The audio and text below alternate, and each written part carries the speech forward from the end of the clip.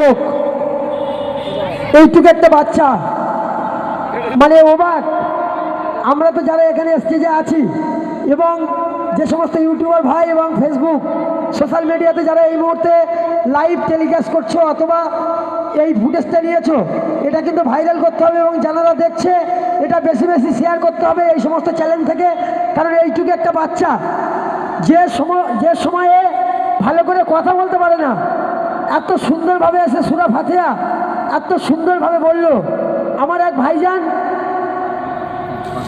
সালমান সর্দার, সালমান সর্দার কোথায় বাড়ি বাবু তোমার? বাড়ি কোথায়?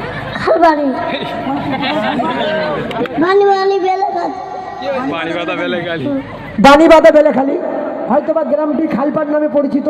যাই হোক, আমাদের এরকম অনেক নাম থাকে।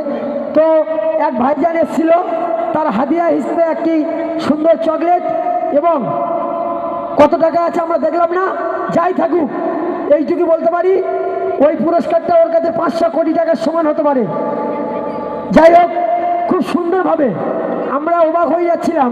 ওকে যা বারবার যখন থামানোর চেষ্টা করছে ও অনর্গল তারা বলছে তারা যারা তারা বলছে তারা কেমনে হলো এ দয়া, এই যে ভবনী আমার কেমনে হলো এ দয়া, এই যে ভবনী আমার কি বছর পরে কোন অবস্থারই তরে এলো মা হে রমজান মুসলমানেরই ঘরে, এলো মা হে রমজান মুসলমানেরই ঘরে।